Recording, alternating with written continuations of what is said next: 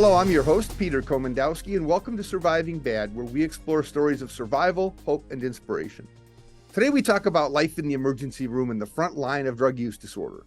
Our guest, Dr. Roneet Lev, former advisor to the president, hospital emergency department chief, and expert in prevention and treatment, as well as host of the podcast High Truths on Drugs and Addiction, talks about the problematic and sometimes dangerous rise in cases related to drug use from her perspective in medicine and in the emergency room specifically. Roneet, welcome to the show. Tell us a little bit about yourself and why you're here today.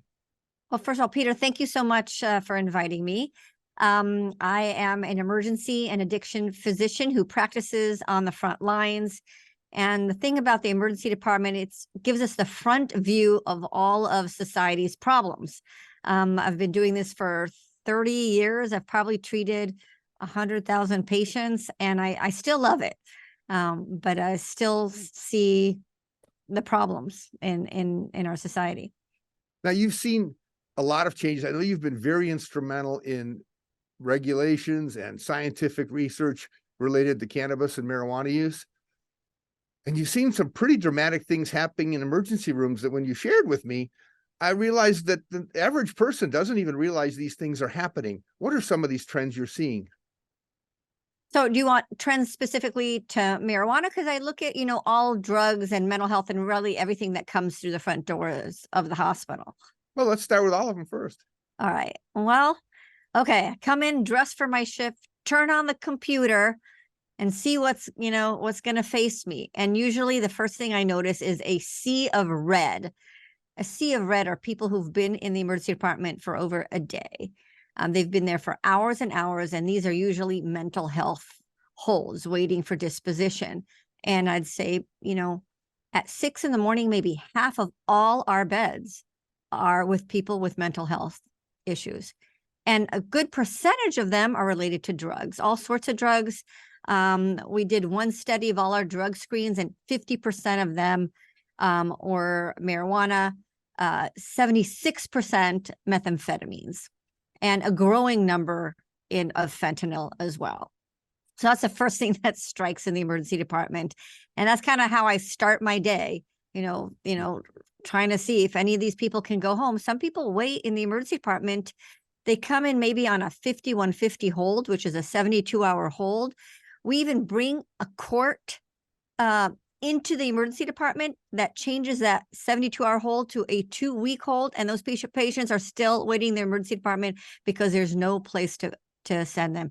And it's not just my emergency department. This is a trend nationwide of our mental health crisis, driven by a lot of things, but drugs is one of them.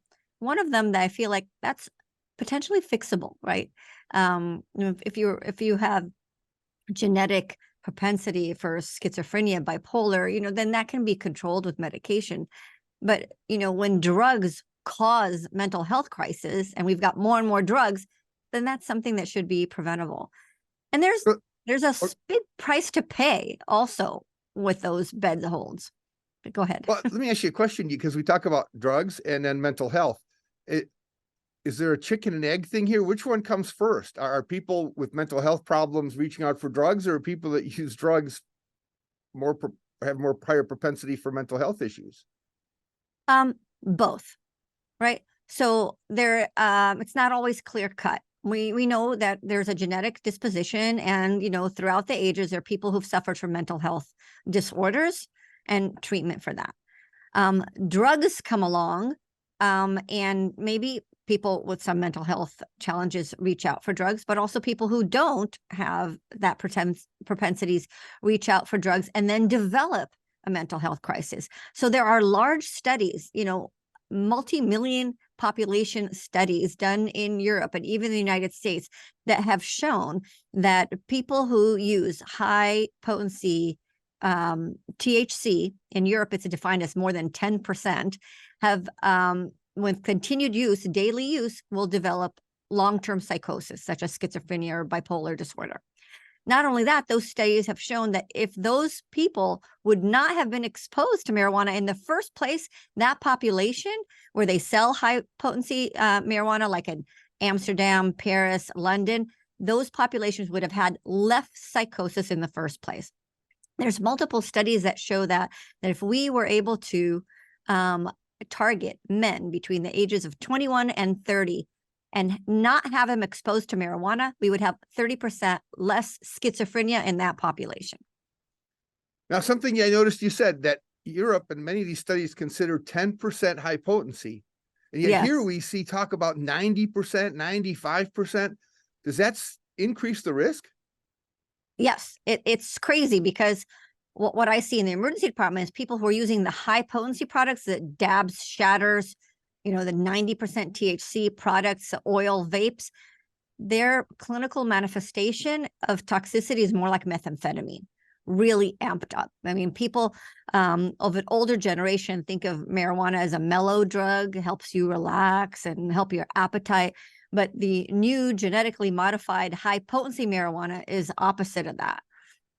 Wow, those are great points. We're going to take a short break. We're going to come back and continue our conversation with Dr. Roneet Lev. See y'all after the break. You don't want to miss this.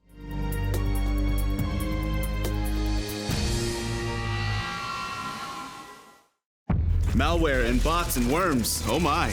The wild, wild web can be a scary and complex place. And as our digital world expands, so too are the threats. Watch out, Trojan horse. That's why at Mediacom, we take security very seriously and monitor our networks around the clock to stop threats before they can affect you. Not today, rude kid. Not all internet is created equal. We build ours to keep you connected and protected. If I could go back and change it all, I would. I think I'm gonna miss you the most. I'm sorry. I'm so sorry. I'm so sorry. Or maybe it's just the little moments. If I could go back and change it all, if I could go back, I would. But I can't.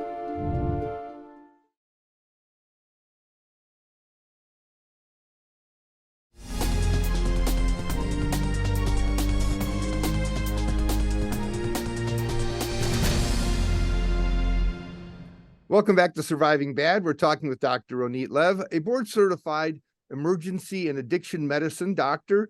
And we're talking about what she's learning in the emergency room and how it impacts our communities. And there's actually stuff happening like scromiting, which I'll let Dr. Lev define, that most of us in the general population don't even hear about or know about, but it's pretty traumatic. Tell us a little bit about some of that and other symptoms you see in the emergency room. Yeah, so scromiting, it's like my favorite word. People say, what is that? And I say, it is what I see every day, every shift in the emergency department. And it's the hallmark symptom of cannabis hyperemesis syndrome. Scromiting is actually a made-up word made up by emergency physicians that stands for screaming and vomiting. And I can hear that down the hall without even seeing a patient. And I know that is a chronic marijuana user who's having terrible abdominal pain. And they come in kicking their feet up in the air, screaming, retching, nothing comes out, and they are absolutely miserable. And it could be deadly. There are actually at least 3 case reports of people who died from scromiting, cannabis hyperemesis syndrome. And I spoke to a mom whose child died from that. And that is all due to marijuana. And some patients come in, they've had multiple CAT scans, lots of radiations, endoscopies. Some have even had surgery. And what is wrong with them is a marijuana use. And what the reason behind scromiting or cannabis hyperemesis syndrome is the body is inundated with high dose THC, and those receptors are getting more and more of that, and they act erratically. And cause this, terrible pain, vomiting. And patients think, but I need it for my appetite. I need marijuana for my appetite, but it's causing them the actual opposite. All these patients are addicted to marijuana, whether they know it or not. I'll ask them, do you feel like you can stop? And they'll say, oh yeah, I can stop it. But I know that if I got to this point where they're in the emergency department in such terrible agony, it's not going to be easy for them to stop. I'll ask them if hot showers can help. And sometimes it does in early phases of disease, but once things go to a certain level and nothing actually helps them, and we treat them with antipsychotics. We came to this to, I learned about scromiting and coined that phrase from the opioid epidemic, because these patients were coming in terrible pain, asking for opioids. And we're thinking, like, what are we doing? We're coming out of an opioid prescription epidemic, and now we're going to transfer all these marijuana users and make them into opioid addiction.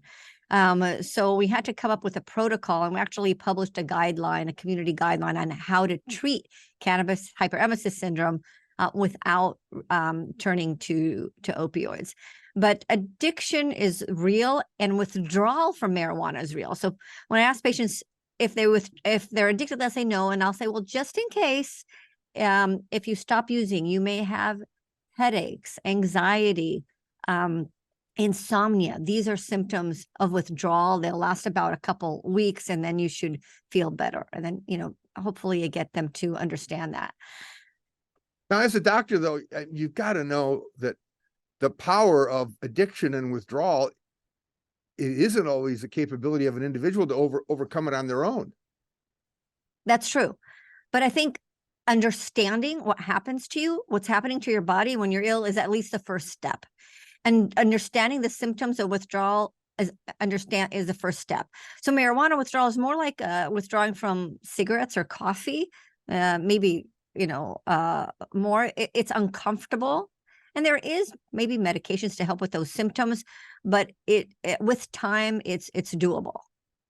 Now, do you think there is a migration from, because we hear a lot about marijuana users not getting the help they want, but they continue to use the product, even though the ailment that they thought they were treating isn't gone. Do we see a lot of migration to opioids and other drugs by the marijuana user? Let me, there's several parts to your question. Number one, every single person who I treat from a fentanyl overdose who requires naloxone or are there to get treatment for fentanyl use disorder, opiate use disorder, I ask them about their journey into drugs. Like, how old were you? What was the first drug that you ever used? 99% of the people who have overdosed on fentanyl, intentionally or unintentionally, started their journey into drugs with marijuana, and usually at a very young age. So is there a connection? Absolutely. And it also is a connection through your dopamine levels in your brain, right? If you start priming your brain with increased dopamine need at a young age because of marijuana, then you're going to need more and more, and that results in other drugs. So there's a connection there. The other part of your question was, is there denial? Do people understand that? I think some patients do, are receptive to this discussion, especially if I say it in an education way and let them have insight. And those are the most grateful patients. And there's some people who are like, what are you talking about? Don't, I'm not, and they're just not going to hear me. So, that there's a whole gamut of patients with that range of acceptance. Well, I'd like to get into what some people might want to know about your experiences when it comes to their own families and maybe friends or loved ones or children that might be trying to use some of these drugs. So we're going to take a short break, and we'll continue our conversation with Dr. Roneet Lev. See you all after the break.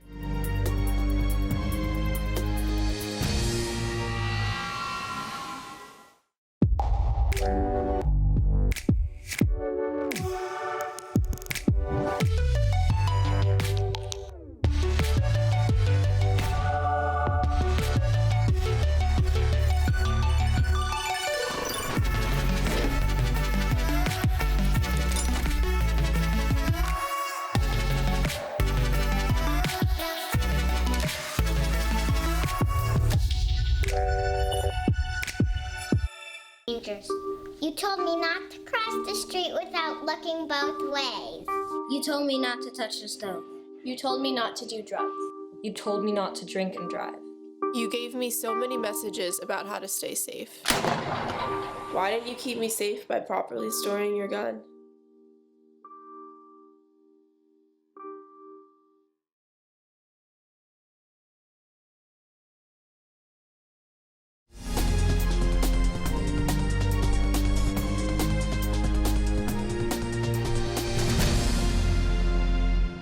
Welcome back to Surviving Bad. We're talking about issues in substance use disorder that are often invisible to the general population, but very important for us to know for the sake of our families and communities. Dr. Lev, I know you're an expert in this, and there are many, many things, that you wish more people knew to prevent people going to an emergency room.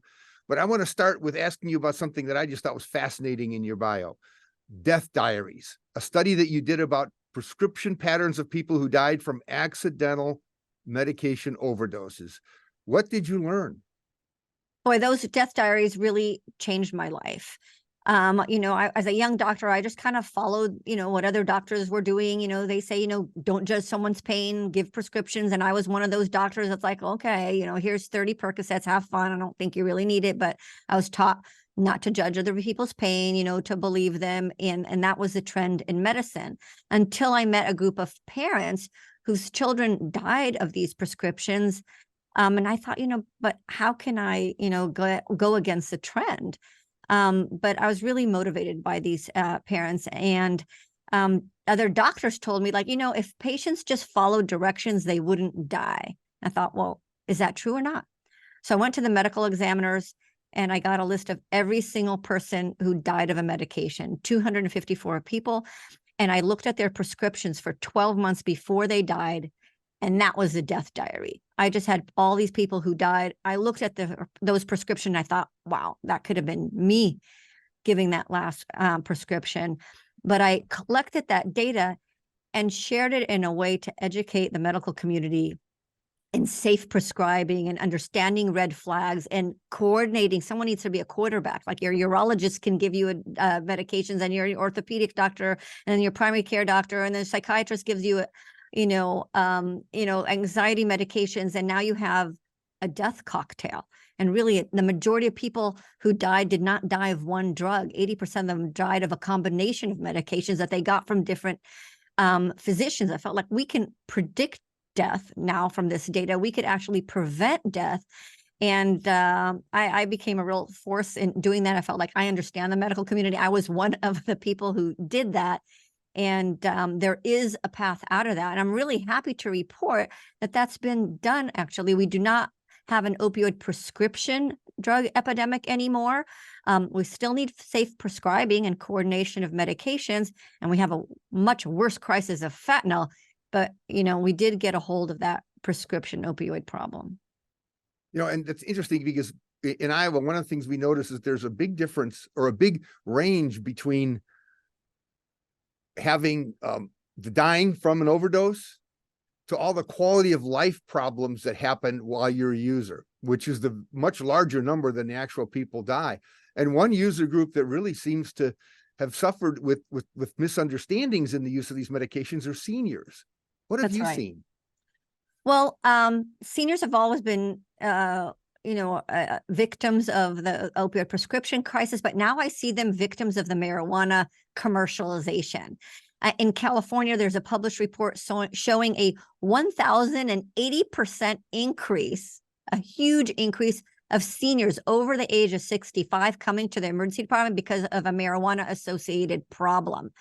And I see seniors being pushed, either, here's an example, an older gentleman came in the emergency department with all his family. They were in Thanksgiving together, and grandpa was telling his grandson how he can't sleep and he's got all these medications, and it's annoying and it's hard for him. So with good intentions, the grandson said, "Hey, try this, grandpa," and it was a marijuana brownie.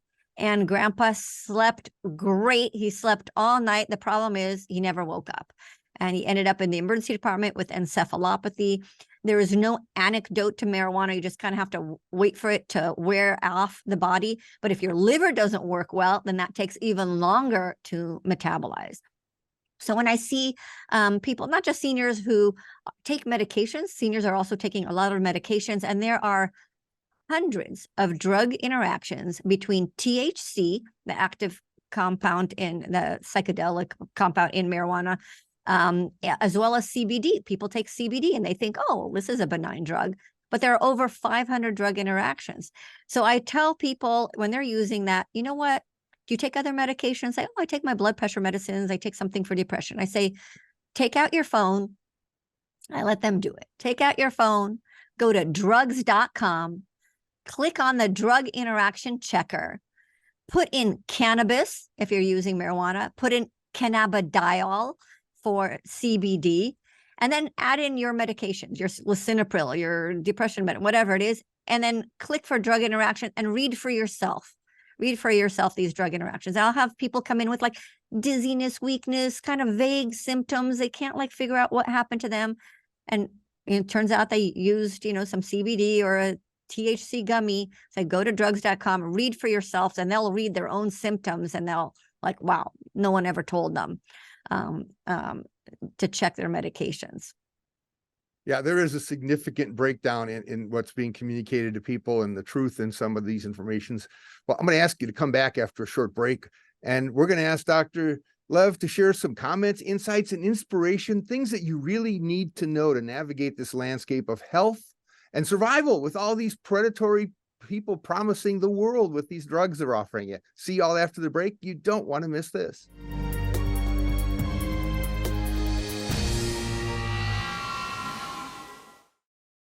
Watching MC22 is now easier than ever before. All Mediacom customers can watch local programming online anytime. Go to mc22.net, click Watch MC22, and log in with your Mediacom account. Not a Mediacom cable subscriber? Mediacom internet or phone subscribers can watch too. Your local programming leader, MC22, online at mc22.net/watch. Not all internet is priced this good. Switch to Extreme and go super fast for as low as $19.99 a month for a year. Oh yeah! Hook up your home with powerful Wi-Fi, 99.99% reliability, and speeds that are FCC proven to be faster than advertised. Not all internet is priced this good. Switch today and get speeds starting at 100 meg for as low as $19.99 a month for a year. Call 844-EXTREME2 for details. I don't remember how it started. Go to that. Oh boy. Our back and forth. It always came back. Dad! You probably don't remember what you told me, That was perfect. but I heard every word.